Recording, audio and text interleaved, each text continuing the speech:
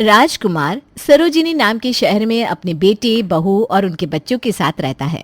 राजकुमार का हमेशा से एक ही सपना था कि उसकी हवेली का कभी भी बंटवारा ना हो। रमेश, सरला, मैं तुम लोगों को एक बात बताना चाहता हूँ। जी पापा जी, कहिए ना। मैं इस हवेली का बंटवारा नहीं करना चाहता। तुम दोनों को इस हवेली का महत्व समझना होगा। पिताजी, हम आपकी भावनाओं की कद्र करते हैं। आजकल हर किसी के पास इतनी पुरानी संपत्ति नहीं होती। रमेश, तुम क्या जानते हो, इस हवेली की एक एक ईंट तुम्हारी माँ और मैंने कितने संघर्ष और प्यार से बनाई है।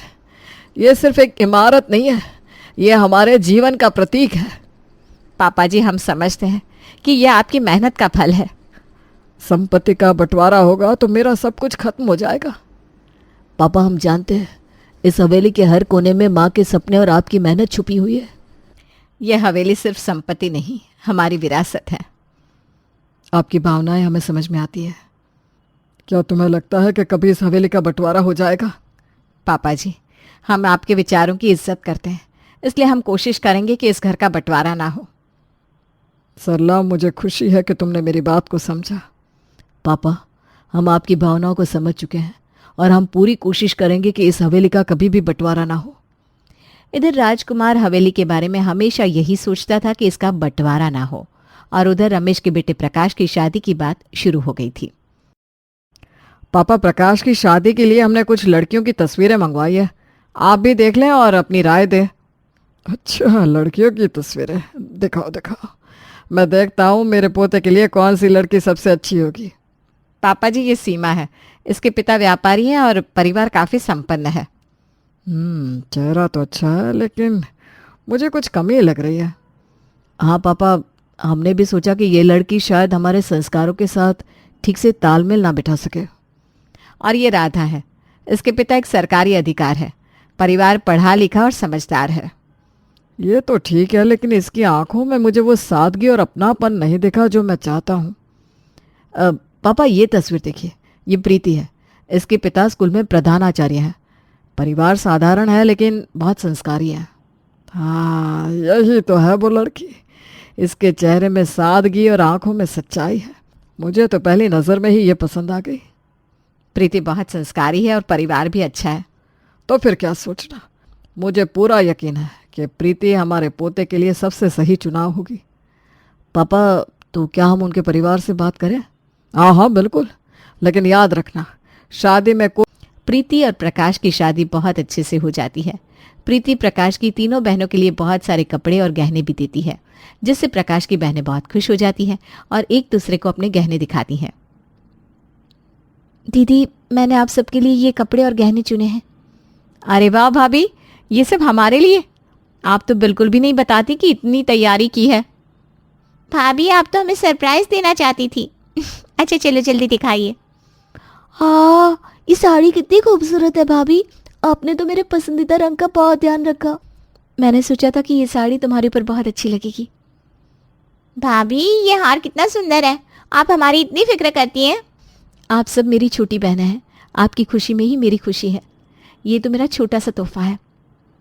भाभी, ये छोटा नहीं है, ये तो बहुत खास है। देखो, ये कंगन जैसे मेरे लिए ही बना है। अरे रानी, अपने गहने मत दिखा, मेरा ये झुमका देख कितना शानदार है।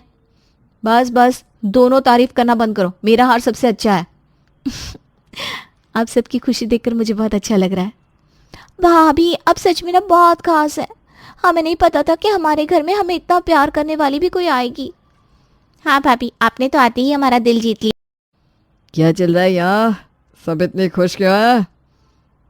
दादाजी देखिए, भाभी ने हमें इतने सुंदर गहने और कपड़े दिए हैं। भाभी तो हमारे लिए फरिश्ता बनकर आई है। प्रीति, तुम्हारा ये स्नेह देखकर मुझे गर्व हो रहा है। यही है हमारे परिवार की परंपरा, प्यार और अपनापन। दादाजी, ये तो मेरा कर्तव्य है। मुझे तो खुशी है कि ये सब मेरे परिवार को पसंद आया। अरे मैं भी हूँ यहाँ, मुझे भी कुछ तोहफा मिलेगा कि नहीं?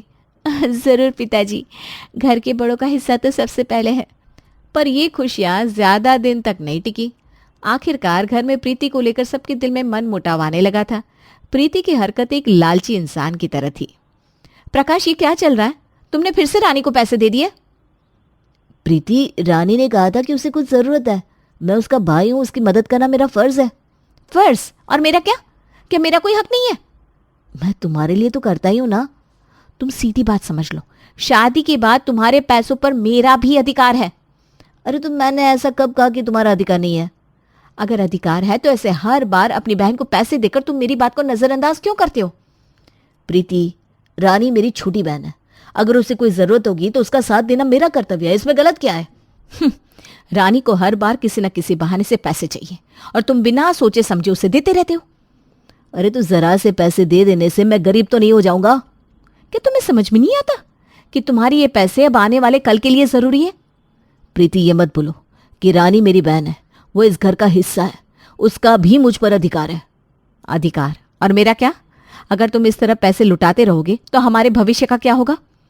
जरा से पैसे दे देने को लुटाना नहीं कहते।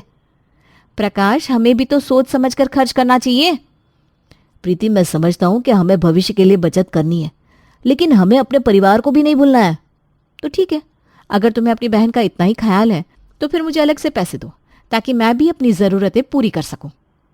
प्रीति, तुम कैसी बात कर रही हो? हमारे रिश्ते में पैसे का हिसाब किताब क्यों आ रहा है? क्योंकि तुम हर बार मेरी बात को नजरअंदाज करते हो। अगर तुम अपने परिवार का ख्याल रखते हो तो मुझे भी अपने बारे में सोचना होगा। प्रीति, तुम्हें अपनी सोच बदलनी होगी। परिवार में प्यार और समझदारी से काम चलता है, हिसाब किताब से नहीं। तुम्हें बस अपने घर के बारे में पहले सोचना होता है, इसलिए प्यार की बातें तुम ना करो तो ही बेहतर है। ये सारी बातें प्रीति की सास सरला सुन लेती है। अगले दिन प्रीति अपनी बड़ी ननद सोनल के रूम में जाकर झाड़ू लगाने लगती है। अचानक उसे बिस्तर के नीचे सोने का हार मिलता है। अरे, ये तो सोने का हार है, इसे मैं अपने पास रख लेती हूँ। सुबह सुबह सोना मिलना बहुत शुभ होता है। अगले दिन सोनल घर में शोर मचा देती है। दीदी, ये सुबह सुबह क्यों हल्ला मचा रखा है? मेरे सोने का हार किसी ने चुरा लिया है। दीदी, इस घर में चोरी कौन करेगा? अपने रूम में ठीक से देखिए ना, हो सकता है आपको वही मिल जाए। 2 घंटे से ढूंढ रही हूँ, अगर रूम में होता तो अब तक मिल जाता। तुम्हारे सोने के हार में क्या पैर लगे हैं जो निकल के खुद बाहर चला जाएगा? दीदी, आप बीच में ना बोले तो अच्छा होगा। मुझे तो ऐसा लग रहा है कि तुम्हारा हार कहीं भाभी ने तो नहीं चुरा लिया। हो सकता है। जिन्होंने हार दिया वो आखिर हार क्यों चुराएंगी? तुम ना अभी बहुत छोटी हो, तुम्हें समझ में नहीं आएगा। क्या पता इसलिए दिया हो ताकि पहले विश्वास जीत लो और फिर धोखा दे दो। हो सकता है ये आपकी गलतफहमी हो। मुझे पूरा यकीन है कि इसे भाभी ने ही लिया है। सोनल, तुम मुझ पर इतना बड़ा इल्जाम कैसे लगा सकती हो? मैंने नहीं लिया तुम्हारा हार। तो और कौन ले सकता है? आप ही मेरे कमरे में झाड़ू लगाने गई थी ना, और अब हार गायब है। मैं झाड़ू लगाने गई थी, चोरी करने नहीं। ये बात बिल्कुल साफ है, जब भाभी कमरे में गई तभी हार गायब हुआ। और क्या सबूत चाहिए? सोनल, बात को समझदारी से देखो। बिना ठोस सबूत के किसी पर आरोप लगाना गलत बात है। दादा, भाभी ये क्या सुन रही हो? आप हवेली का बंटवारा करना चाहती हैं? ये आपसे किसने कह दिया? वकील के पास प्रॉपर्टी के पेपर लेकर क्यों गई थी? मुझे पता था आप अपनी चालें चल रही हैं, लेकिन इस हद तक गिर जाएंगी ये नहीं सोचा था। प्रीति, ये सब क्या है? क्या ये हवेली तुम्हें इतनी ही पसंद आ गई कि तुम इसे बांटने की साजिश करने लगी? आप सब ये क्या कह रही हैं? मैंने ऐसा कुछ भी नहीं किया। झूठ मत बोलिए भाभी, मैंने खुद आपको वकील के ऑफिस से बाहर आते हुए देखा। हाँ, तो मैं वकील के पास गई थी। आपके पास प्रॉपर्टी के कागज थे, क्या इसे भी झूठ कहेंगी? हाँ, क्योंकि मैं वकील के पास इस हवेली के बंटवारे के लिए नहीं गई थी। तो क्या लेने गई थी? मिठाई बांटने? साफ साफ बताइए, वरना हम अपनी समझ से सच्चाई मान लेंगे। प्रीति, तुम्हारे जैसे लोग घर तोड़ने वाले होते हैं। हमने तुम्हें बहू बनाकर घर की इज्जत दी और तुम इस घर को तोड़ने की बात कर रही हो। आप गलत समझ रही हैं। कहते हुए भी शर्म आ रही है, पर उस दिन भी तुम प्रकाश से चंद पैसों के लिए लड़ रही थी। अरे वाह, कितनी अच्छी बहू बन रही हैं आप। हमें सब समझ में आ गया है, आप तो बस बहाने बना रही हैं। सोनल, मैं झूठ नहीं बोल रही, आप चाहे तो वकील से जाकर पूछ लीजिए। हमें किसी से कुछ भी पूछने की जरूरत नहीं है। सच्चाई यही है कि आप हवेली को तोड़ने की साजिश रच रही थी। प्रीति, अगर तुम्हारे इरादे नेक है तो ये बात पहले घर वालों के सामने क्यों नहीं रखी? वकील के पास अकेले क्यों गई? मैंने कुछ भी गलत नहीं किया। कुछ काम था तो मैंने सोचा ये काम जल्दी हो जाए, इसलिए वकील के पास चली गई। ये क्या हो रहा है? आप सब प्रीति पर क्यों चिल्ला रहे हो? आपकी प्यारी पत्नी वकील के पास प्रॉपर्टी के पेपर लेकर गई थी। वो हवेली का बंटवारा करना चाहती हैं। ये कैसी बात कर रही हो सोनल? प्रीति ऐसा क्यों करेगी? इसलिए ताकि वो इस हवेली पर अकेले राज कर सके। ऐसा नहीं है माँ, आप प्रीति के लिए गलत सोच रही हो। पहले सोनल का सोने का हार गायब हो गया, वो प्रीति के पास मिला। फिर तुझे वो रानी को पैसे देने के लिए मना कर रही थी और अब वकील के पास पहुंच गई। माँ ये सब कैसे हुआ? मुझे तो कुछ पता नहीं है। सरला हर एक दिन की कहानी प्रकाश को बताती है। प्रकाश अपनी माँ को सबसे पहले उस दिन की बात बताता है जिस दिन प्रीति प्रकाश को रानी को पैसा देने के लिए मना कर रही थी। मुझे पता है आपको प्रीति पर गुस्सा है, लेकिन उसने जो किया उसके पीछे एक वजह है। कौन सी वजह? क्या बहाना बना रही है वो? प्रीति ने रानी को पैसा देने से मना इसलिए किया था क्योंकि रानी उन पैसों को सही तरीके से इस्तेमाल नहीं कर रही थी। क्या मतलब? रानी तो पढ़ाई के लिए पैसे मांग रही थी ना? नहीं, रानी ने कहा था कि उसे पैसे पढ़ाई के लिए चाहिए, लेकिन असल में वो पढ़ाई छोड़कर अपना सारा समय फोन पर नई नई फैशन वाली ड्रेस देखने में बर्बाद कर रही थी। वो उन ड्रेस को मंगवा रही थी जो उसके किसी काम की नहीं थी। क्या? रानी ऐसा कर रही थी? हाँ, प्रीति ने रानी से कई बार कहा कि वो पढ़ाई पर ध्यान दे और पैसे सिर्फ जरूरत की चीजों पर खर्च करे, लेकिन रानी ने बात नहीं मानी।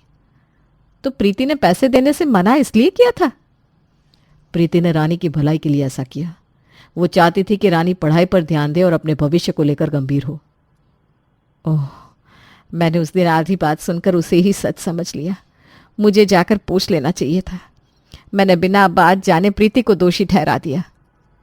माँ, प्रीति ने हमेशा इस परिवार के बारे में ही सोचा है। तभी राकेश अपने बेटे से कहता है, बेटा, अपनी माँ को यह भी बता दो कि वो सोने का हार प्रीति ने चुराया था या नहीं। मैं कोई सफाई नहीं दे रहा हूँ, मैं तो बस सच से रूबरू कराना चाहता हूँ। सोनल के सोने की हार वाली बात में प्रीति की कोई गलती नहीं थी। क्या?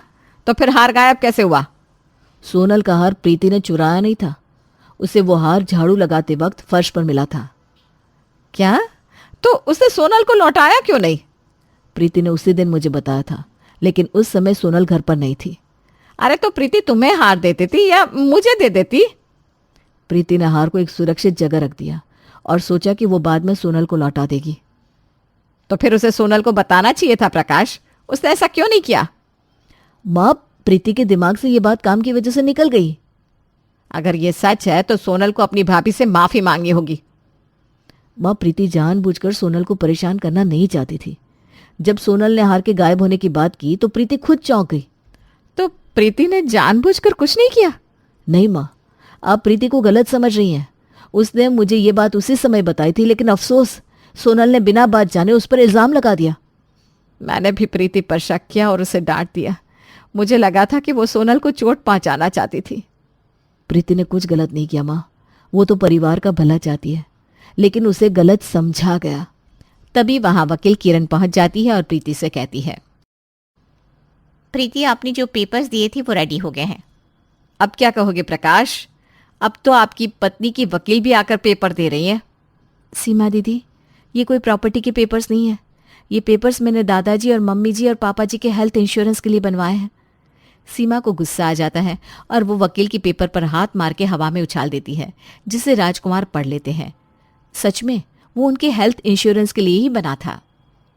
वहीं दूर खड़ी सोनल के हाथ में भी कुछ पेपर्स रहते हैं, जिसे प्रीति देख लेती है और उसके हाथ से छीन लेती है। छीना झपटी के दौरान सोनल के पेपर्स जमीन पर गिर जाते हैं।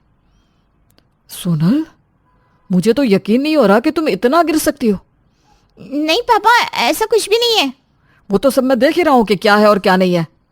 पापा, आप गलत समझ रहे हैं।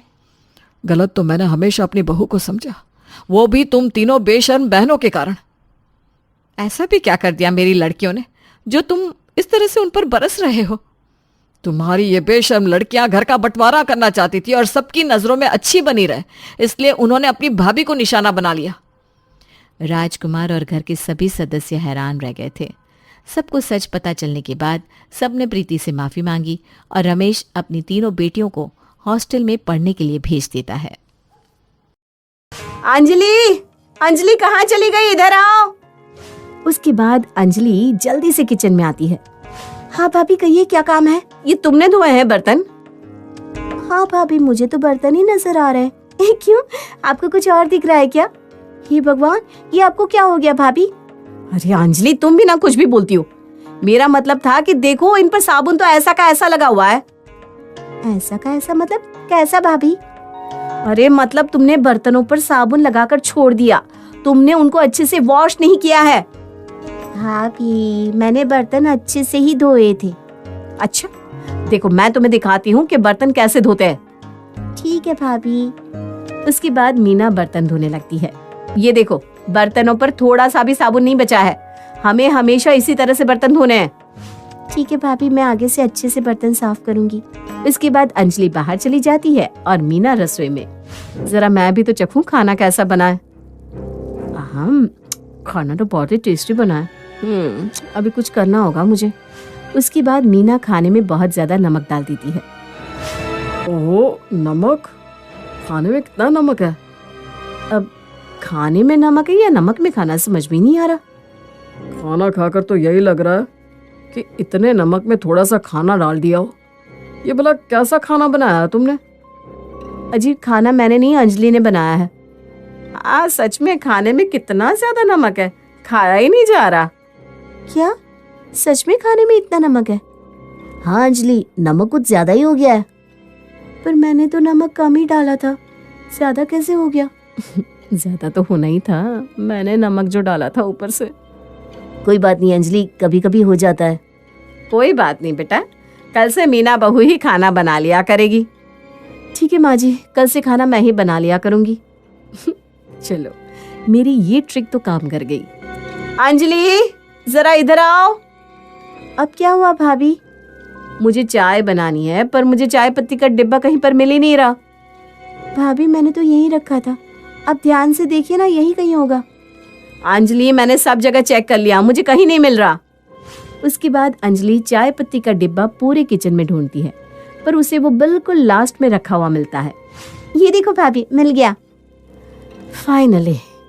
पर तुम ना रसोई का काम बिल्कुल भी अच्छे से नहीं करती हो। तुम सारे डिब्बों को आगे पीछे कर देती हो। मैंने तुम्हें कितनी बार कहा है कि इन डिब्बों को एक लाइन में लगा कर रखा करो, और मसाले के डिब्बे हमेशा आगे वाली लाइन में ही होते हैं, पर तुम कभी मेरी बात पर ध्यान ही नहीं देती। भाभी, मैं तो अपनी तरफ से पूरी कोशिश करती हूँ अच्छे से काम करने की। हाँ, कोई बात नहीं। देखो, आज रसोई का काम मैं संभाल लेती हूँ, तुम अभी जाकर झाड़ू लगा लो। ठीक है भाभी, पर आज तो आपको कपड़े धोने थे और अभी सबके लिए खाना भी बनाना है, फिर बर्तन भी धोने हैं। हाँ, तो रसोई का सारा काम मैं कर लेती हूँ। मैं खाना बनाकर बर्तन साफ कर दूंगी, तुम अभी जाकर करके साफ सफाई कर लो, और कपड़े ना तुम ही धो देना। अब मैं आज आराम से रसोई का काम करूंगी। अगले दिन फिर से जब अंजलि रसोई में काम कर रही थी, अरे आज इसे रसोई से बाहर निकलने का क्या प्लान बनाऊं। उसके बाद अंजलि दूध का पतीला गैस पर रखकर बाहर चली जाती है। आइडिया। अब मैं आज के प्लान को अंजाम दूंगी। उसके बाद मीना रसोई में जाकर गैस तेज कर देती है, जिसकी वजह से सारा दूध बाहर आकर गिर जाता है। फिर मीना आवाज लगाकर अंजलि को बुलाती है और अंजलि वहां पर आती है। ये देखो अंजलि, तुमने फिर से सारी रसोई गंदी कर रखी है। ये देखो, दूध उबलकर पूरा बाहर आ गया, पूरा स्टव गंदा हो गया। अब मुझे इसे साफ करना पड़ेगा। अरे दीदी, मैं तो गैस कम करके गई थी, ये कैसे हो गया? हो, मैं तुम्हें कह कर थक गई हूँ। कोई बात नहीं, अब किचन का सारा काम मैं ही करूंगी, तुम घर की साफ सफाई करो, जाओ। ठीक है भाभी। उसके बाद से मीना रसोई का काम करने लगती है, और वो कभी भी अंजलि को रसोई का कोई काम करने नहीं देती थी। अंजलि को घर का बाकी सारा काम करना पड़ता था। वो हर रोज घर की साफ सफाई करती, घर के सारे कपड़े धोती। आज इतना काम था, मैं तो बहुत ज्यादा थक गई। ये काम कितना मुश्किल है। तब अंजलि के पास उसकी मम्मी का कॉल आता है। हेलो मम्मी, कैसी हैं आप? मैं तो बिल्कुल ठीक हूँ मेरी बेटी, कैसी हो तुम? बस मम्मी, मैं भी ठीक हूँ। आज ना बहुत ज़्यादा थक गई हूँ मैं। आज मैंने पूरे घर की साफ सफाई की है, और इतने ज़्यादा कपड़े थे, मैंने वो सारे कपड़े भी धोए। बस काम कर करके अभी फ्री हुई हूँ। बेटा एक बात बता, मैं जब भी तुझसे बात करती हूँ तू हमेशा यही कहती है, तूने घर की साफ सफाई की या फिर कपड़े धोए। क्या तेरी जेठानी घर का कोई काम नहीं करती? नहीं, ऐसा नहीं है मम्मी, दीदी रसोई का सारा काम करती हैं। वो खाना बनाती है, बर्तन धोती है। दरअसल ना मैं रसोई का काम अच्छे से नहीं कर पाती, इसीलिए उन्होंने रसोई का काम संभाला है। अरे मेरी बेटी, तू भी कितनी भोली है। तेरी जेठानी तुझे उल्लू बना रही है। वो बहुत ज्यादा चालाक है। वो कैसे मम्मी? अरे बेटा, तेरी जेठानी चाहती है कि रसोई का सारा काम वो खुद करे और तुझे रसोई में आने ही ना दे, ताकि घर का जितना भी काम है वो तुझे करना पड़े। अरे वो बहुत चालाक है।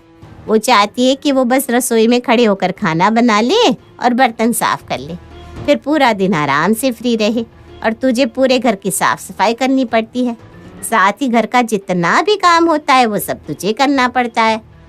हाँ मम्मी, आप बिल्कुल सही कहती हो। मैं अभी जाकर दीदी से बात करती हूँ। उसके बाद अंजलि मीना के पास जाती है। दीदी, मुझे सब समझ में आ गया है। आप मुझे रसोई में काम क्यों नहीं करने देती? क्या समझ में आ गया तुम्हें? यही कि आप बस रसोई में आराम से खाना बनाओ और बर्तन धोकर पूरा दिन फ्री हो जाओ और घर का सारा काम मुझे करना पड़े। अरे इसे तो सब पता चल गया। अब अरे नहीं अंजलि, वो तो बस। कोई बात नहीं दीदी, मैंने आपको माफ किया, पर मेरे पास तो एक बहुत ही अच्छा आइडिया है जिससे हमें घर का कोई काम नहीं करना पड़ेगा। कैसा आइडिया? भाभी, आज से आप भी खाना अच्छा मत बनाना और बर्तन भी ढंग से साफ मत करना।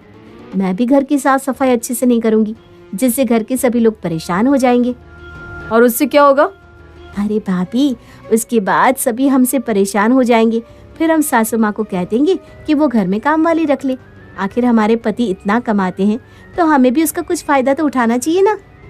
अरे हाँ, तुम बिल्कुल सही कहती हो अंजलि, ये तो बहुत ही अच्छा आइडिया है। उस दिन के बाद से मीना और अंजलि अच्छे से काम नहीं करती। अरे बहू, ये कैसा खाना बनाया है? आज तो इसमें ना नमक है ना मिर्च। सही कहा माँ आपने। आजकल तुम दोनों को हो क्या गया है? ना तो खाना अच्छा बनाते हो और ना ही हमें सुबह समय पर लंच पैक करके देते हो। हमें हर रोज ऑफिस में बाहर का खाना खाना पड़ता है। अजी, घर में इतना सारा काम हो जाता है, हम पूरा दिन काम कर करके थक जाते हैं, इसलिए सुबह लेट हो जाता है। हाँ जी भैया, दीदी बिल्कुल सही कह रही हैं। अब कोई बात नहीं, जैसा खाना बनाया वैसा खा लीजिए ना, इतना भी बुरा नहीं बनाया। अब और कोई चारा भी तो नहीं है? हाँ भैया जी, ये रोटी है। आपको चारा चाहिए क्या? हाँ, अब वो भी लाई दो। अच्छा ठीक है। मीना अंजलि की तरफ चुप रहने का इशारा करती है। थोड़ी देर बाद, अरे बहू, ये बर्तन तो धो दो। नहीं नहीं मम्मी जी, हम कल सुबह धोएंगे, अभी तो हम बहुत थक गए हैं। हाँ मम्मी जी, मुझे भी बहुत नींद आ रही है, मैं अभी चली सोने। उसके बाद मीना और अंजलि अपने कमरे में सोने चली जाती हैं। आखिर इन बहुओं को हो क्या गया है? अगली सुबह, अरे बहू, ये कैसी झाड़ू लगाई है? सारा घर फैला पड़ा है और देख, ढंग से साफ सफाई भी नहीं की। सब चीजों पर रेत यूं का यूं ही चमक रहा है। अगर चमक रहा है तो अच्छी बात है ना मम्मी जी, सब शाइन करेगा। हे भगवान, मेरी दोनों बहुओं को क्या हो गया है? अरे बहू, चमकने से कुछ शाइन नहीं करता। ये देख कितना गंदा लग रहा है सब। और मीना, तूने कपड़े धो दिए?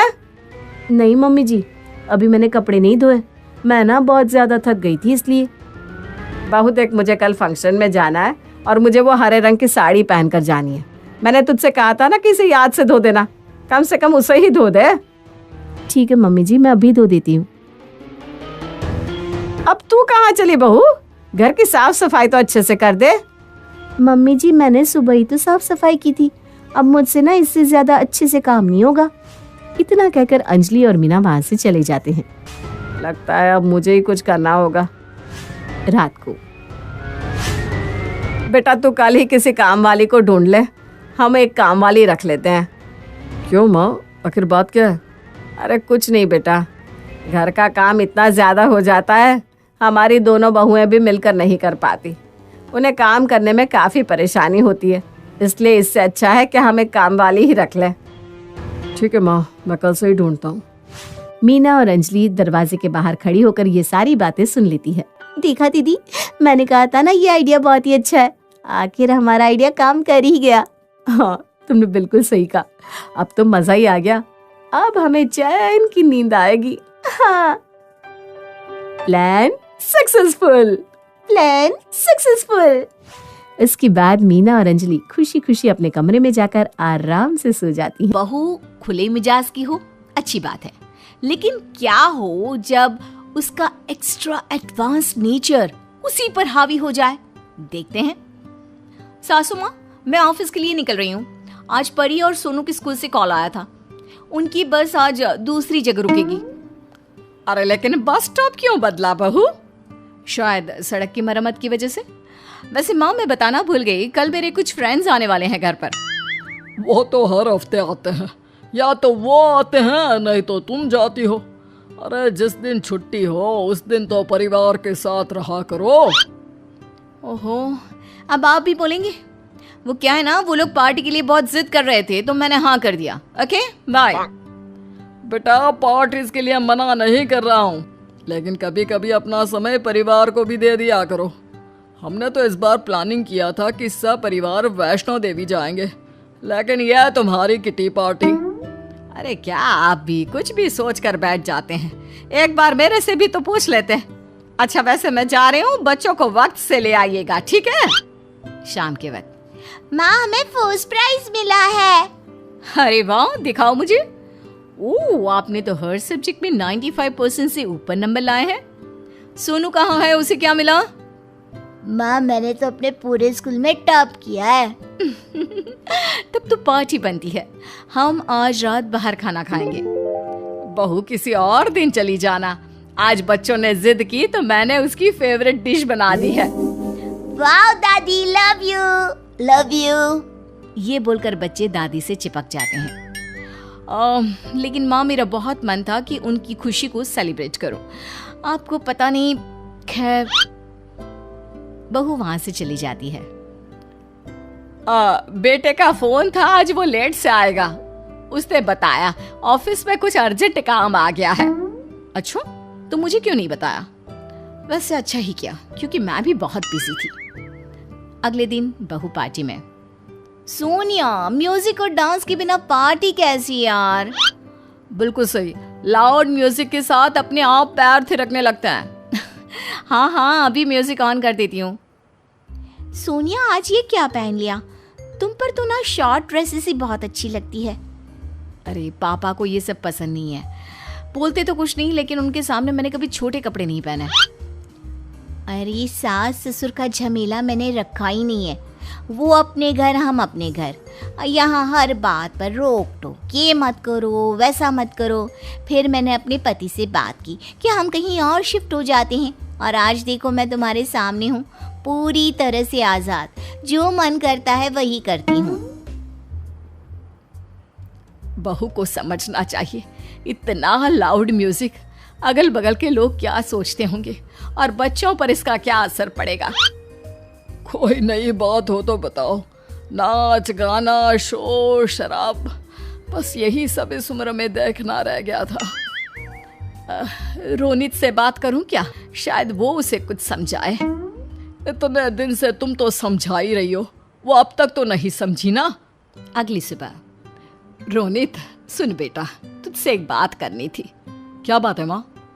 सोनिया का इस तरह रात रात भर पार्टीज करना सही नहीं है बेटा। लाउड म्यूजिक के कारण हमारी नींद तो खराब होती ही है। पता नहीं हमारे पड़ोसी क्या सोचते होंगे। अब माँ, उससे बात करता हूँ, आप परेशान मत हो। रात का वक्त। सोनिया, मुझे तुमसे कुछ बात करनी है। ओहो, आज बड़ी फुर्सत में हो। प्लीज बात को इधर उधर मत करो, मेरे पास बैठो। हाँ, बोलो क्या बात है? सोनिया, पार्टीज में लाउड म्यूजिक लगाना जरूरी है क्या? दरअसल माँ पापा आवाज के कारण सो नहीं पाते। अच्छा, तो सासू माँ ने आपसे मेरी शिकायत लगाई है? तुम गलत समझ रही हो सोनिया, उन्होंने बस अपनी प्रॉब्लम बताई है। अच्छा, उनकी प्रॉब्लम। मैं बस कुछ घंटे अपने दोस्तों के साथ हंस बोल लेती हूँ तो उन्हें समस्या होने लगी। ना मैं अपने हिसाब से जी सकती हूँ, ना कपड़े पहन सकती हूँ। अब उन्हें मेरे दोस्त भी खटकने लगे। तुम बात को कहां से कहां ले जा रही हो? रोनित, मैंने कुछ सोचा है जिससे ना उन्हें कोई दिक्कत होगी ना हमें। और वो कैसे? हम दूसरे घर में शिफ्ट हो जाएंगे। अरे लेकिन माँ पापा को क्या कहेंगे? ये तुम जानो। मैं अब और बर्दाश्त नहीं कर सकती। बहुत साल हो गए झेलते झेलते, घुटन महसूस होने लगी है मुझे यहाँ। देखता हूँ मैं क्या कर सकता हूँ। अगले दिन। पापा, मुझे आपसे कुछ जरूरी बात करनी है। क्या बात है रोनित? पापा हम दोनों मतलब मैं और सोनिया ऑफिस के बगल में किसी फ्लैट में शिफ्ट होना चाहते हैं ताकि पैसे और समय दोनों की बचत हो। घर पहुंचते काफी देर हो जाती है ना हमें। लेकिन बेटा, अरे जब बहू और बेटे ने फैसला कर लिया है तो कुछ सोच कर ही किया होगा।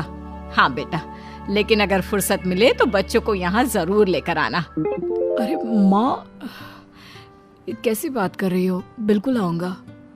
रोनित और सोनिया नए घर में शिफ्ट हो जाते हैं। कुछ दिन बाद, माँ मुझसे ये क्वेश्चन सॉल्व नहीं हो रहा है, प्लीज बता दो। तुम देख रही हो ना, तुम्हारी मम्मी अभी अभी ऑफिस से आई है। थक गई हो बेटा। तुम्हारे पापा कहाँ है? वो मदद कर देंगे तुम्हारी। माँ पापा ने तो आपके पास भेजा है।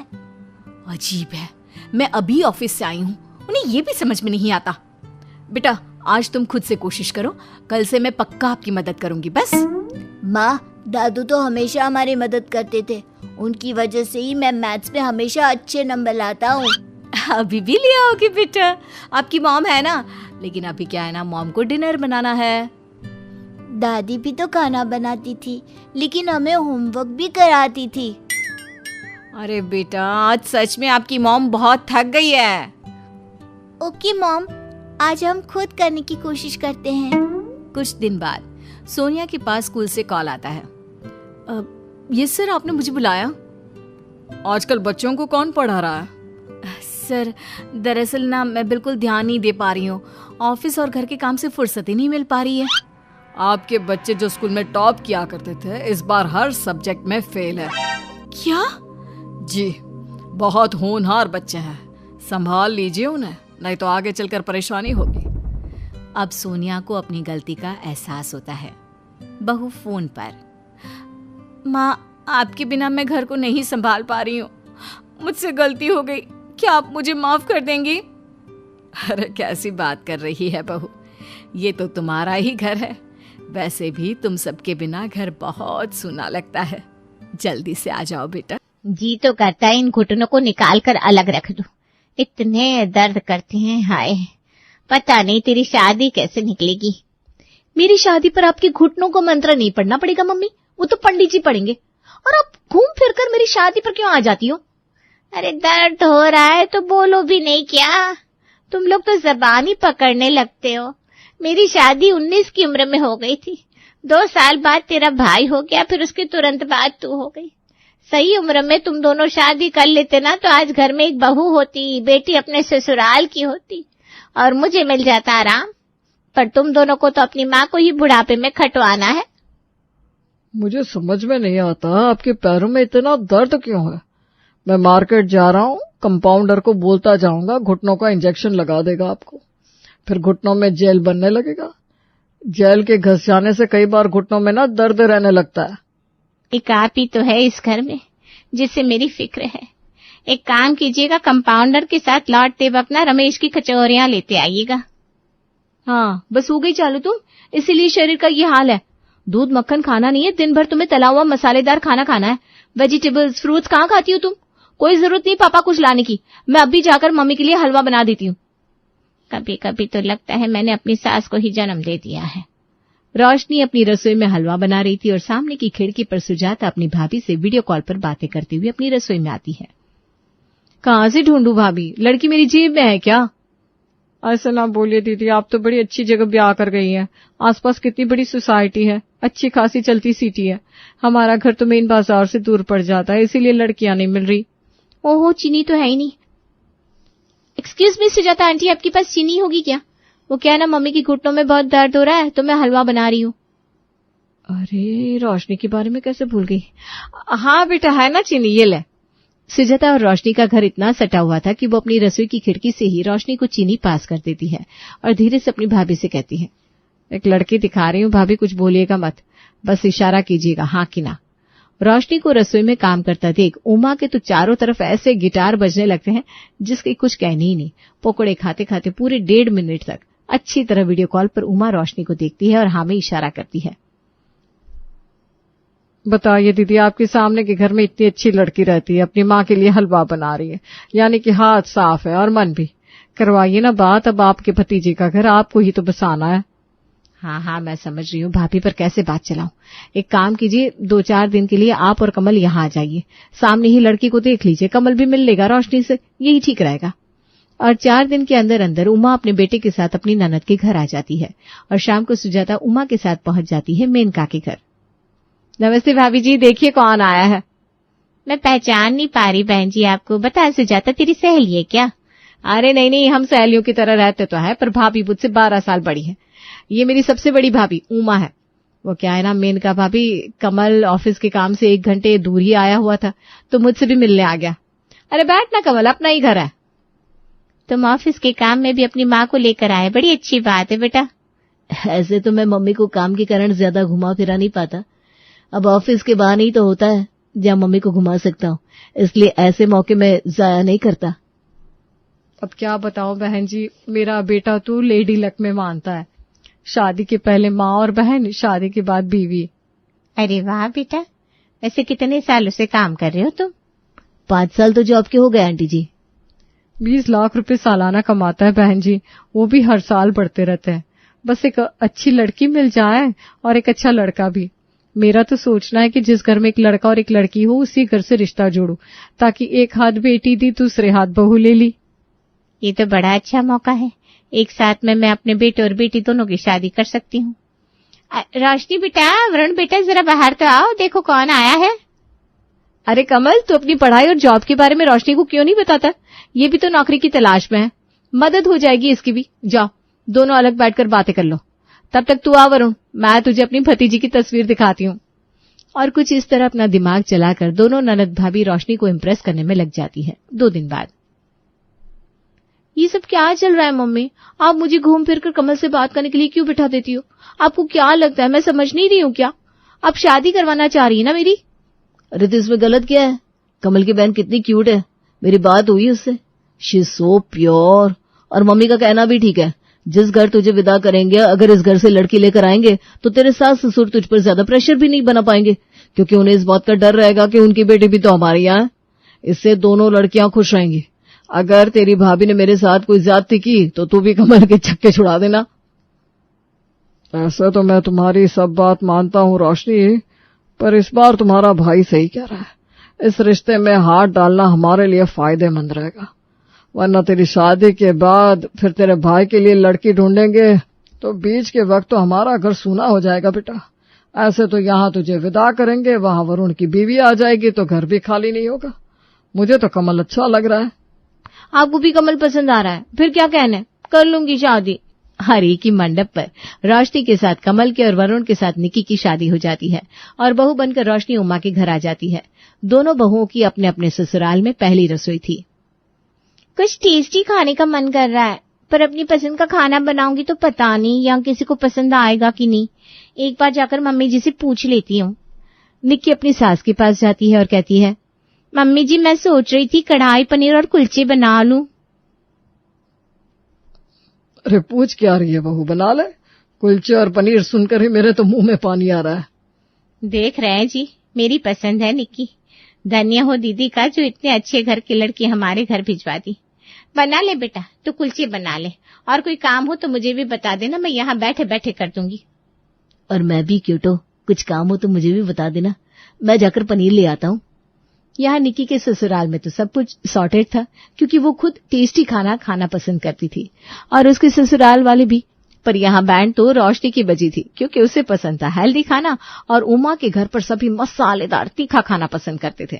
अपनी पहली रसोई के दिन रोशनी सभी की हेल्थ का ध्यान रखते हुए पालक ब्रोकली की सब्जी, दाल की सब्जी और पनीर के पराठे बनाने की तैयारी करती है। तभी उसकी जिठानी वहां आती है। अरे ये सब क्या बना रही हो रोशनी? ये फंगस लगी हुई गोभी? फंगस लगी हुई गोभी नहीं है, ये ब्रोकली है भाभी। गोभी से 4 गुने महंगी आती है। और ये है पालक ब्रोकली और पालक की सब्जी और एक दाल की सब्जी। दाल की सब्जी क्या बताऊं भाभी, इतनी टेस्टी और हेल्दी होती है, वाह।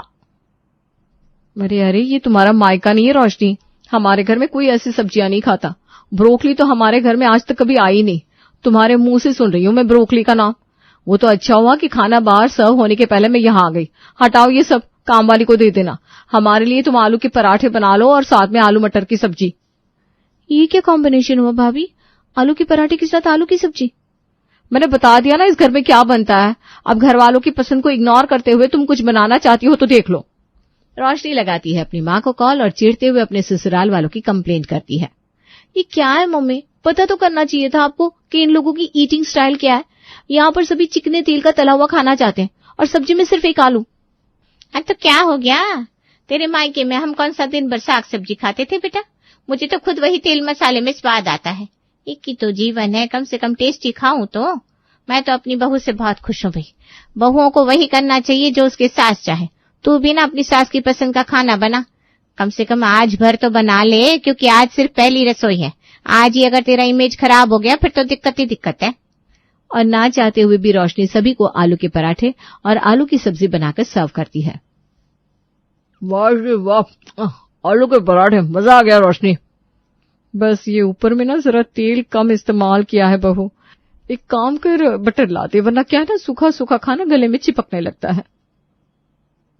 तो ये तरी वाली सब्जी तो है मम्मी जी, सब्जी में डिप करके खा लीजिए, फिर नहीं चिपकेगा पराठा गले में। अरे बहू, ये सब्जी हम पराठे के साथ थोड़ी ना खाएंगे। अब तू ही सोच, दोनों में आलू है, ये क्या कॉम्बिनेशन हुआ भला। हम तो आलू टमाटर आलू मटर की तरी की सब्जी में पापड़ को कुचुम्बर की तरह डालते हैं और फिर उसे चटकारा लेकर खाते हैं। एक काम करो प्रिया, अच्छी पापड़ सेक कर ले आओ, और हाँ बटर लाना मत भूलना। किसी को कुछ और चाहिए तो एक बार में बोल दीजिए, वरना कितनी बार अंदर बाहर करेगी रोशनी। Ice cream. Oh baby, you want ice cream, पर मुझे नहीं लगता तुम्हारी नई चाची को आइसक्रीम बनाना आता होगा, क्यों रोशनी। बट एक मीठा तो आज बनाना चाहिए था तुम्हें, आफ्टर ऑल आज तुम्हारी पहली रसोई है। हाँ बहू, एक काम करो, एक मीठा बना लो तो रसोई पूरी हो जाएगी। एक तो कार्बोहाइड्रेट्स, अब मीठा भी, क्या होगा इनके शरीर का, उफ। ना चाहते हुए भी रोशनी को रसोई में जाना पड़ता है। रोशनी फ्रिज खोलती है जहां उसे चॉकलेट्स मिलते हैं। चॉकलेट केक बना देती हूँ, पिंकू भी खुश हो जाएगा और मीठा भी हो जाएगा। रोशनी बाहर जैसे ही सभी को केक सर्व करती है, सभी उसके नाम की माला फेरना शुरू कर देते हैं। I am impressed. ओह, इसे कहते हैं डिजर्ट। मुझे तो लगा था तुम मीठा बनाने में फेल हो जाओगी रोशनी, पर तुमने तो बहुत ही टेस्टी मीठा बनाया है। सच में रोशनी, सिर्फ पिंकू को ही नहीं, हमारे घर में सबको मीठा बहुत पसंद है। तब से रोज मीठा बनाने की जिम्मेदारी तुम्हारी। सुबह के नाश्ते को खत्म हुए अभी 1 घंटा भी नहीं बीता था कि विनोद अपनी बहू से पूछता है, दोपहर के मेन्यू में कुलचे छोले हो जाए तो गलत नहीं होगा, है ना रितिका बेटा। रितिका नहीं पापा जी, रोशनी। अब तो रोशनी बोलने की आदत डाल लीजिए। अब घर में सिर्फ इकलौती मैं नहीं रही, आपकी नई बहू भी आ गई है। और वैसे भी पिछले 6 सालों से आप मेरे हाथ का खाना खा रहे हैं, अब नई बहू के हाथ के खाने का टेस्ट भी देख लीजिए। बिल्कुल सही कह रही है बड़ी बहू। तो दोपहर में कुलचे छोले बना ले रोशनी, और गुलाब जामुन, क्या कॉम्बिनेशन है। गुलाब जामुन, वाह, यस यस दादी। सुबह के नाश्ते के बाद दोपहर की रसोई, फिर रात का खाना, फिर वापस से अगली सुबह से वही खाने का चक्र। ये कैसे बर्तन साफ करती है तू निम्मी? ये देख, कढ़ाई से चिकनाहट भी नहीं गई। काम करने का मन नहीं है तो बोल दे। अब इतना तेल का तला खाते हैं आप लोग, कहाँ से हटाऊं मैं चिकनाई। अब ऐसा भी कोई साबुन नहीं आता भाभी जो इतने तेल की चिकनाहट को हटा दे। आपको अगर मेरे काम में नुक्स निकालना है तो ये काम आप ही संभाल लीजिए, क्योंकि मेरे पास काम की कमी नहीं है। वैसे निक्की की बात भी गलत नहीं है, मैं भी ना इस पर बेकार ही भड़क रही हूँ। ये तेल मसाले का खाना खाकर मेरा मन इतना चिड़चिड़ा हो गया है कि मुंह से टेढ़ी बोली तो निकलनी है, पर ऐसे कब तक चलेगा। इस घर के खाने में कुछ तो बदलना पड़ेगा, पर क्या बदलूं। मेरा बेटा सब्जियां खाना नहीं चाहता तो मैं उसे सब्जियों को सॉस की तरह पीसकर ग्रेवी बनाकर रोटी के ऊपर लगाकर दे देती हूँ, तो वो खा लेता है। अब आपको भी ऐसा ही कोई नुस्खा अपनाना पड़ेगा। और दिमाग लगाकर रोशनी बनाती है आइसक्रीम। कोई ऐसी वैसी आइसक्रीम नहीं, पालक की आइसक्रीम, और साथ में इंटरनेशनल डिश की तरह पाइनएप्पल प्योरी, और अपने ससुराल वालों की फेवरेट आलू की सब्जी और पराठे, और लग जाता है टेबल पर खाना। रितिका भाभी, याद है आपको, आपने मुझे बताया था कि एक बार आप स्विट्जरलैंड गई थी, और आपकी तो इंग्लिश सुनकर लगता ही है कि आप फॉरेन बहुत बार गई होंगी। वही बनती है ना आलू की प्योरे। सो आज मैंने वही ट्राई कर लिया, मीठे में आइसक्रीम और आलू के पराठे और आलू की सब्जी। हाँ, प्योरे, आई नो। प्योरे तो पपीता का था, पर उसमें मसाले ऐसे थे कि टेस्ट से पता ही नहीं चले, और सच में किसी को पता ही नहीं चलता।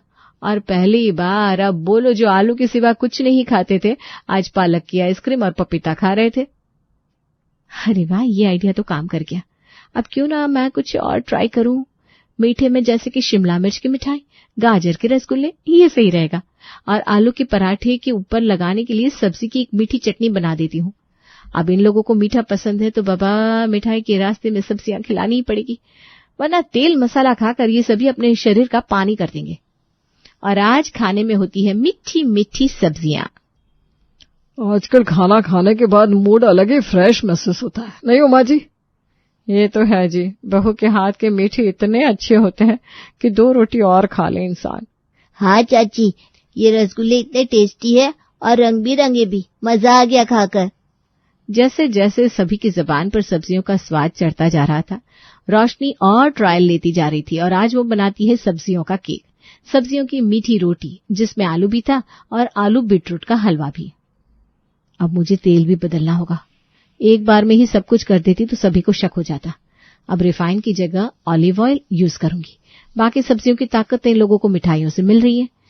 इसी तरह दिन बीत रहे थे और अब रोशनी के फ्रिज में पालक, शिमला मिर्च, करेले, लाल मिर्च, हर चीज की आइसक्रीम मौजूद थी। आज सुबह जब रोशनी नींद से जागती है तो उसे जरा सी कमजोरी महसूस होती है। तुम्हें तो बुखार है रोशनी? अरे कोई बात नहीं है कमल, कभी कभी टेम्परेचर फ्लक्चुएट हो जाता है। मैं दवा ले लेती हूँ, फिर नाश्ता बना लूंगी। ज्योति को भी तो ऑफिस निकलना है और तुम्हें भी तो काम है। कोई जरूरत नहीं है, कितने दिनों से तुम बना रही हो खाना, आज रहने दो, आज भाभी बना लेगी। और आज खाना बनाती है रितिका और सभी को बाहर टेबल पर सर्व करती है। ये कैसा मीठा है मम्मा, बहुत ही खराब लग रहा है, पेट में ना थोड़ा थोड़ा दर्द हो रहा है। हाँ बहू, ये क्या बना दिया, खाना गले से नीचे नहीं उतर रहा, मुंह फिर रहा है ना पापा? कितना अजीब सा स्वाद लग रहा है खाने का, लगता है खाना बनाना ही भूल गई अब भाभी। किसी को खाना पसंद नहीं आ रहा था क्योंकि खाना बना हुआ था रिफाइन में और सभी की रिफाइन खाने की आदत छूट गई थी। तब आती है रोशनी बाहर। देखा आप सबने कैसे आप सबका फेवरेट तेल में तला हुआ खाना आज आपके ही गले नहीं उतर रहा, क्योंकि वो हेल्दी नहीं है। बॉडी जानती है क्या सही है क्या गलत, बस उसे एक ब्रेक की जरूरत होती है, जो ब्रेक मेरे हेल्दी खाने ने आपको दे दिया। मैंने चुपके से आप सबको मिठाई के जरिए सब्जियां खिलानी शुरू की, आपके ऑयल को बदल दिया। अब आप खुद देखिए।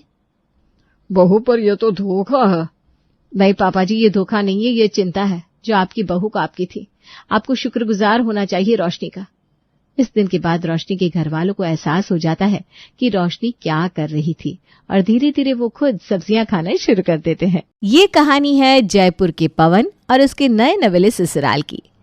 पवन अपने ससुराल का सिर्फ जमाई नहीं बल्कि जमाई राजा बन जाता है। और मैं ऐसा क्यों कह रही हूँ ये आपको अभी पता चल जाएगा। जल्दी तैयार हो जाओ ना डार्लिंग, पग फेरू की रस्म के लिए हम लेट हो रहे हैं।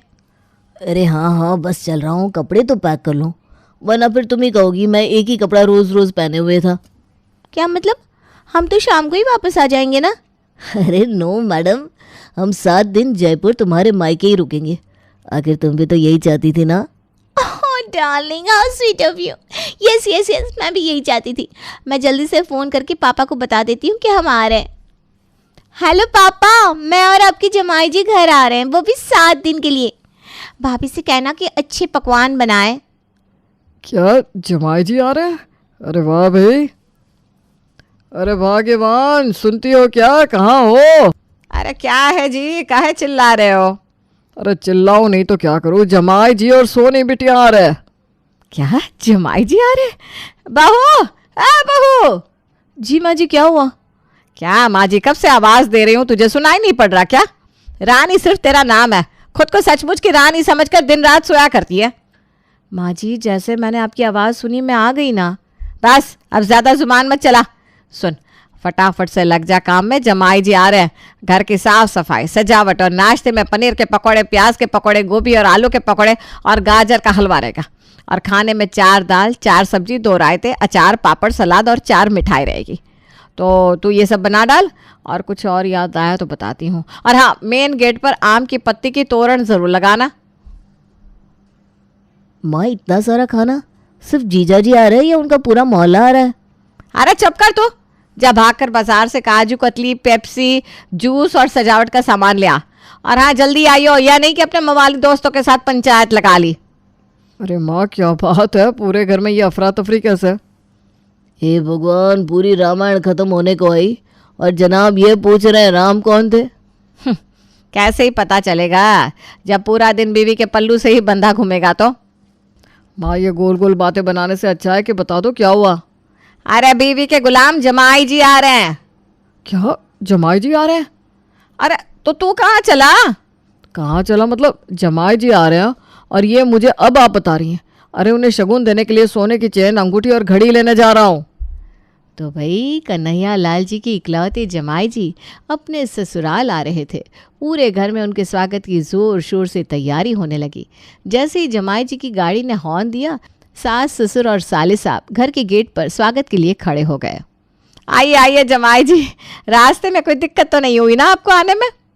ओ मम्मा, आप भी ना इसी गाड़ी से आ रहे हैं, क्या ही दिक्कत होगी? अभी जमाई पवन ने एक कदम आगे बढ़ाया भी ना था कि दोनों साले गोलू और बंटी अपने जीजा जी के पैरों में गिर गए और उन्हें दंडवत प्रणाम किया। अरे भाई बस, मैं बूढ़ा थोड़ी ना हूँ जो इतनी देर तक पैर छूगे। हाथ ही मिला लो साले साहब। अरे बहू कहाँ रह गई? जल्दी आरती की थाली लेकर आ। बस माँ जी आ गई। सो रही थी क्या? इतनी देर कर दी थाली लाने में? 1 मिनट से ज़्यादा हो गया। जमाई जी खड़े हैं, उनके पाँव दुख गए होंगे। वो माँ जी खीर बना रही थी ना, माफ़ कर दीजिए, देर हो गई थाल लाने में। ठीक है, जा जल्दी पानी गर्म कर ले। दामाद जी के पैर दुख गए होंगे, गर्म पानी में धो देना तो उन्हें आराम मिल जाएगा। जी माँ जी। अरे माँ जी, भाभी कितनी जल्दी तो थाल लेकर आई, 1 मिनट में भला किसी के पैर दुखते हैं क्या? अब तो रहने दीजिए भाभी जी, मैं ठीक हूँ। अरे नहीं जमाई जी, ये कर लेगी। वैसे भी ये थोड़ी ना काम चोर है, इसी बहाने कुछ काम धाम भी कर लेगी। फिर क्या था भाई, जमाई जी का हल्दी चावल से टीका किया गया, उन पर गुलाब के फूल बरसाए गए, इत्तर छिड़क कर उनका घर में प्रवेश कराया गया। कमरे में पहुंचते ही सामने नाश्ते से भरी बड़ी सी टेबल थी जिसमें तरह तरह के नाश्ते थे। घर की सजावट और नाश्ता काफ़ी अच्छा है। सब हमने ही किया है जमाई जी। वाह वाह, ये तो बड़ा सही है। यहाँ सुबह से कर करके सफाई और खाना मेरी कमर टूट गई, और माँ जी है कि खुद सारा क्रेडिट ले ली। ये तो वही बात हो गई, काम तेरा नाम मेरा। पर भाई कर भी क्या सकते हैं, ससुराल है ससुराल। ओ गॉड, ये चाय कितनी मीठी है भाभी। I don't like this. माना आपका हाथ लंबा है, ससुराल की अच्छी अच्छी चीज़ें देखकर आप खुद को भूल गई हो, मगर इसका मतलब ये नहीं कि पूरे 1 महीने की चीनी एक ही बार डाल दूंगी। पवन जी इतनी मीठी चाय नहीं पीते। एक काम आपसे ठीक से नहीं होता भाभी। अब खड़ी खड़ी हमारा मुंह क्या ताक रही हो? जाओ जल्दी से दूसरी चाय बना कर लाओ। अरे माँ जी, मुझे कोई दिक्कत नहीं है, इतनी मीठी नहीं है। अरे ना जमाई जी, ये बना लाएगी। वैसे भी करती ही क्या है, अब अगर घर के जमाई को चाय भी बनाकर नहीं पिलाएगी तो क्या करेगी? बहू रानी किचन में गई, फटाफट दूसरी चाय बनाकर ले आई और सबके साथ अपना कप भी उठा लिया। अरे बहू, तुम्हारी माँ ने कोई संस्कार नहीं सिखाए क्या, जो जमाई जी और हम सबके सामने चाय का कप उठा लिया?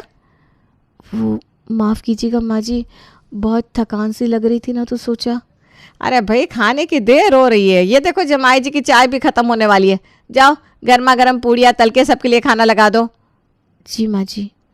रानी ने चुपचाप बिना पिए चाय का कप वापस टेबल पर रख दिया और फिर से किचन में घुस गई। दोपहर के 2 बज चुके थे, पर अब तक रानी ने कुछ भी नहीं खाया था, पर फिर भी उसने करीब 10 डिश बनाई और खाने की टेबल सजा दी। वाकई भाभी, आपके हाथ के बनाए हुए खाने की महक इतनी अच्छी है, तो फिर खाना कितना स्वादिष्ट होगा। आइए, आप भी हमारे साथ बैठकर खाना खा लीजिए। अरे जमाई जी, आप तो आराम से खाना खाइए, अगर ये भी खाने बैठ जाएगी तो सबको खिलाएगा कौन? हाँ पवन जी, मम्मी एकदम ठीक कह रही है, आप खाना शुरू करिए। तो फिर एक काम करते सोनी, तुम सबको खाना परोस दो और भाभी जी बैठ जाएंगी हमारे साथ खाने पर। और वैसे भी तुमने अभी भरपेट नाश्ता किया है, क्या ही भूख होगी तुम्हें। अरे मैं क्यों परोसूं सबको? अगर मैं ये सब करूँगी तो भाभी क्या करेगी? ये उसका काम है। मुझे बहुत तेज़ भूख लग रही है, मैं खाना खाऊंगी। भाभी, वो पनीर की सब्जी देना। जी नाना जी, ये लीजिए। फिर सबने खाना खाया। रानी जल्दी जल्दी टेबल साफ करने लगी, तभी सास सावित्री ने जोर की डकार लेते हुए कहा, बहू, ओ शाम के नाश्ते के लिए मटर आलू की चाट और नूडल्स बना लेना। भाभी, मेरे लिए पानी पूरी बना लेना। भाभी, मेरा वो बादाम पिस्ता शेक भी बना देना। जी माँ जी, मैं सबका नाश्ता बना दूंगी। बेचारी रानी ने ढेर सारे बर्तन साफ किए, किचन साफ किया, फिर जल्दी जल्दी 2 पूड़ी खाकर नाश्ता तैयार करने लगी। उसने सबको नाश्ता कराकर चैन की सांस ली ही थी कि सास ने रात के डिनर की लंबी लिस्ट सुना दी। बहू, वो रात के खाने के लिए आलू के पनीर के पराठे और मूली के भी बना लेना, और हाँ साथ में छाछ और आलू और मूंग का हलवा भी। बेचारी रानी नौकरानियों की तरह सुबह से रात तक लगी रही और उसने सास के कहे अनुसार खाना तैयार करके सबको खिलाया। फिर रात के 1 बजे तक किचन बर्तन साफ कर सुबह के नाश्ते की तैयारी कर बिस्तर पर जाकर बेहोश हो गई। अगली सुबह, अजी गोलू जी, मैं ये कह रही थी कि जमाई जी और ननद जी आए हैं तो मैं बाज़ार चली जाती हूँ, उनके विदा के लिए कुछ तोहफे ले आती हूँ। हाँ हाँ, क्यों नहीं, ये लो 10,000 रुपये और अच्छे अच्छे तोहफे लाना। जी गोलू जी। अरे अब जाओ, खड़ी क्यों? मैं ये कह रही थी कि 2,000 रुपये मुझे भी दे दीजिए ना, मुझे भी मेरे लिए कुछ ज़रूरी सामान लेना है। अरे अभी नए साल पर तो तुम्हें 2,500 रुपये दिए थे, अभी 1 महीना हुआ है, तुम्हें इतनी जल्दी सारे पैसे कहाँ खर्च करने हैं? खाना कपड़ा तुम्हें घर से तो मिलता ही है। हाँ जी, दिए थे आपने, पर वो खर्च हो गए, कुछ ज़रूरी सामान ले लिया था। तो जब सब ज़रूरी सामान ले लिया है तो अब क्या ज़रूरत है बहू? सही तो कह रही है मम्मी, जब सब सामान ले लिया है तो अब क्या ज़रूरत है? अब जाओ बहू, जल्दी वापस आना, दोपहर का खाना भी बनाना है। अजीब है, बेचारी भाभी सुबह से शाम तक काम करती है, फिर भी इनकी कोई कदर ही नहीं है।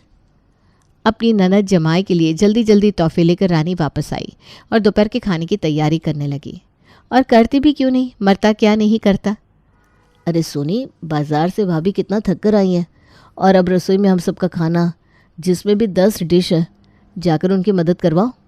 वाह जी वाह, मैं क्यों करूँ कुछ, ये सब भाभी के काम है, वो खुद ही कर लेंगी। और वैसे भी मैं पार्लर से फेशियल और हेयर स्पा करा कर आई हूँ, तो मैं तो मस्त सोऊंगी, मुझे खाने के टाइम पे जगा लेना। इतना कहकर सोनी धम से सोफे पर पसर गई और खर्राटे मार मार के सोने लगी। बहू, अरे बहू। जी माँ जी। अरे सोनी बिटिया सो रही है, दिख नहीं रहा है क्या? जाओ जल्दी बेडरूम से तकिया लेकर आओ, मेरी बिटिया के सिर के नीचे लगाओ। शाम को अभी अभी सब चाय नाश्ता करके फ्री ही हुए थे कि अरे मम्मी, सोनी, सब जल्दी से तैयार होकर आ जाओ। अरे साले साहब, आपने यूँ हम सबको अचानक तैयार होने के लिए कह दिया, वैसे कहाँ जा रहे हैं हम सब? जमाई जी, बस एक छोटी सी पार्टी आपके और सोने के लिए रखी है हमने। पहले तो PVR चलेंगे और फिर कैफ़े। वाओ भैया, थैंक यू सो मच, सच में यू आर ऑसम। सब लोग आ गए, चलो जल्दी से गाड़ी में बैठो। भाभी जी, आप सोनी के साथ बैठ जाइए।